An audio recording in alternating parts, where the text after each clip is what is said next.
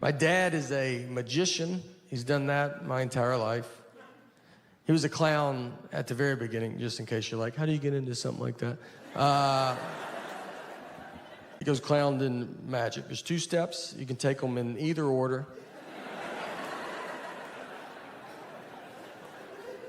I was born, he was a clown. It was never weird to me. I thought everybody's dad was a clown. My first memory of my life is I was 5 years old, and I remember my mom walked me out to the front yard, and my dad pulled up with this old red Mazda. He's dressed as a clown. That doesn't even faze me. That's just how he left. How else would he come home? And the Easter Bunny was in the passenger seat. That's the first thing that I remember to my life. If you want to know how you get into comedy, that's a pretty good nudge. And I remember it didn't fit, the Easter Bunny head didn't fit in the car, like he couldn't sit normal, so his head was bent to the side. And I remember he had his seatbelt on, and he's just like, and I was like, I like to think about all the other people that saw that just in the car next to him, just at a red light. You're like, I didn't even know they hung out like that. So me and my dad, he just does magic now, and he's very good at what he does. He's very funny, and we do shows together. So one time magicians have conventions where they get together and they're buy and sell tricks, and they give a lecture, and they do this big show. So this guy was putting one together in Des Moines, Iowa, which is the birthplace of magic, something a lot of people don't know. And it's not, but it does sound like it could be. I don't know why. I said that in Des Moines, and people are like, I think I already knew that. They're like, no, he's right. So this guy calls me, he's like, your dad's performing this year, so we want you to come down, and we're gonna make you appear out of a magic trick. I'm gonna come out, I'm gonna surprise my dad, surprise the audience, everybody will go crazy, and then I'll do 5 minutes of stand-up, and that will end the show. He's like, it's gonna be like a big deal. I was like, all right, I agreed to it. I fly to Des Moines, I'm hiding, I'm in my room, no one knows I'm there. The show starts, my dad's out performing, I climb in a box backstage. When my dad gets done performing, they ask him to stay and help, they push the box out. The trick is, the guy is a very pretty lady assistant, she walks around, shows the box is empty, and then she climbs in, normally it just falls apart, and then but now it falls apart, and it's me, and I pop out. And you have to come out big. I don't know if you've ever appeared out of a magic trick, but if you do, you can't just be like, how you doing? You know, like, it's gotta be a grand, like, can you believe it? And I look at my dad, his face is so surprised, he had no idea. But his eyes are just like, why would you ever do this? And I was like, is this not a good time to visit you? The audience is clapping, but they're not going that crazy. Like, the clapping starts dying down, and as I'm standing there, it's like hitting me, that I was like, I don't think they know who we are. That guy told me they did, and they don't. They don't know that's my dad. They don't know I'm a comedian. This looks like the stupidest trick they've ever seen. It doesn't make sense. Like, they're like, a pretty girl goes in, then just a whatever dude pops out. That's your trick? Your trick is backwards, sir. It's backwards. And now I gotta do comedy, but they don't know I'm a comedian, so I get a microphone. They're like, he's gonna talk to us now?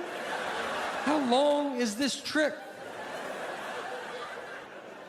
And when you do comedy in front of people not expecting comedy, it does not come off as comedy. It sounds like a mean speech.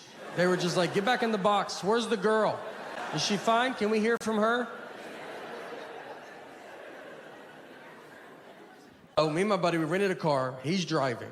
On the way out there, I see a dead horse just laid out in this guy's yard. And I've never seen that before. And I was like, man, I bet you don't think about that when you buy a horse, it dying. You know, what do? That's a huge thing, dying in your yard. You can't just shoot it off into the woods with your foot and try to get another one that matches before the kids come home.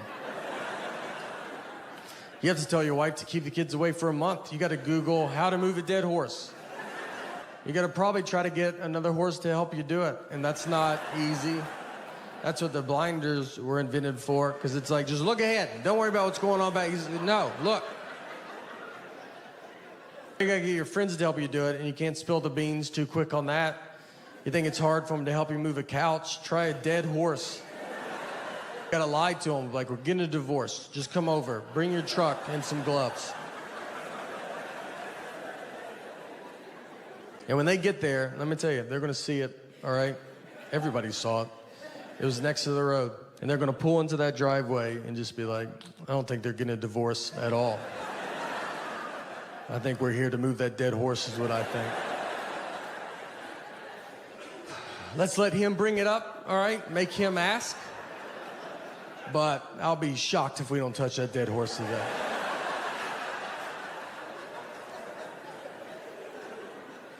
And if you ever have to move a dead horse, I've thought a lot about all this. You want to be the first one to the horse, all right? You don't want someone else to tell you where to grab a dead horse. So you run out there like you love it. Like you're like, this is what I hoped it was. And get to the hoofs in the front and be like, all right, I'm here. You guys decide where you guys want to be.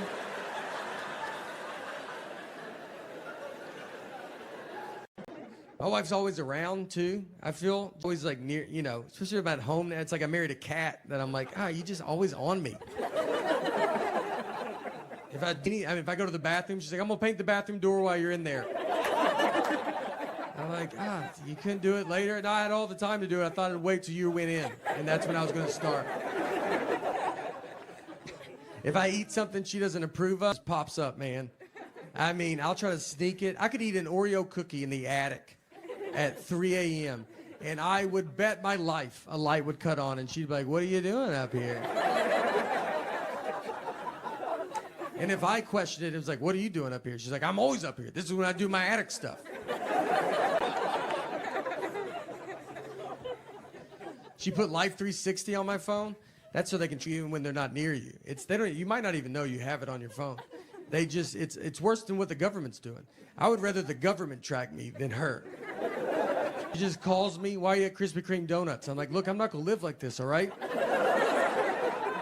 If I want donuts, I'm not gonna lock my phone in a gym locker and go pay cash for donuts.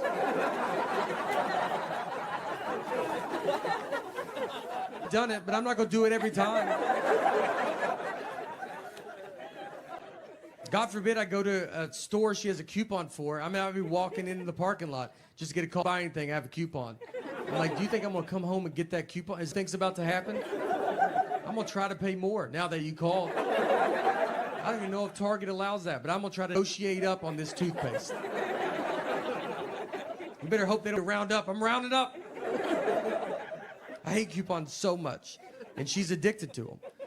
She will not let me leave. Like, I got a coupon. I'm like, I just feel so stupid. I'm buying deodorant, and I'm like, I don't have all the money, but I'm almost there. But I do have this coupon. One day, I hope to be able to pay full price. We are saving up as much as we can. And her not know I bought it. And that's so hard.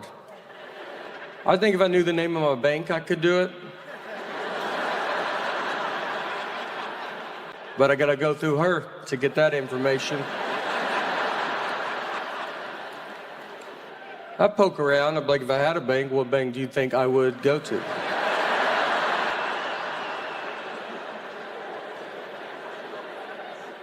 I also, once a week, walk into a bank. Hello, is my money in this bank?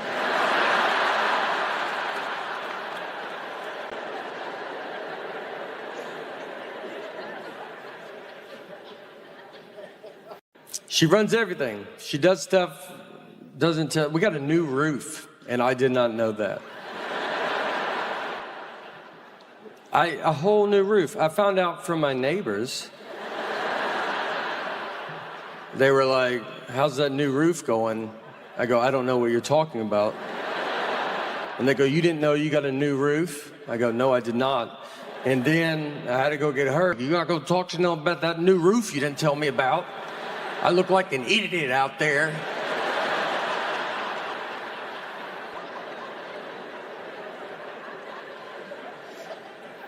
I mean, I think what I saw growing up, I mean, we would go watch, my dad's a magician.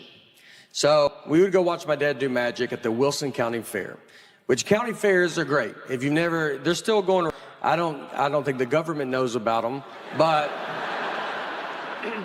I mean, we ride these rides that were on the interstate an hour ago.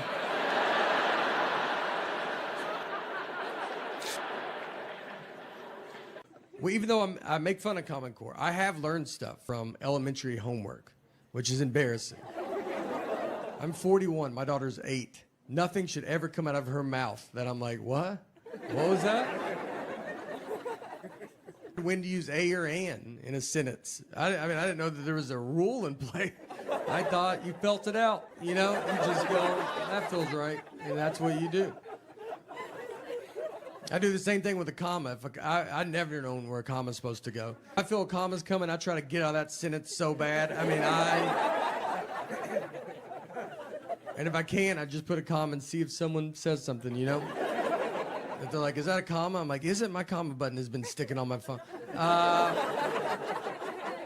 Daughter's still in our bed, too. And parents don't like that when you say it. They're like, you got to keep them outside, don't look at them. It's my fault. So we had a kid late in life. We have one kid. And so we're kind of hitting all the sites. And I would be, when I get home, I travel a bunch, and I get home, I'd want us to all sleep in the bed together. And I've kind of built up a habit now, and it's happening. So it's tough, though, because kids don't know how to sleep. I mean, she makes king bed feel like a twin. I mean, I'm on the edge. When I sleep alone in a hotel, I have to sleep with my head on the nightstand. It's the only way I know how to go to bed. She gets sized upside down. If you woke up upside down tomorrow, you would go to the hospital. She's also apparently going through menopause because she's the hottest human being that's ever lived. I mean, I'm freezing at night. She just kicks all the covers off, and you're like, yeah, no, you go ahead. It's your bed. We're lucky to be in it. She's got to, at some point, you know? I don't know. She'll be 37 years old. Hey, can I get in the bed with you guys? Her kids are upstairs asleep in their bed. Her husband left a while ago. He ain't gonna...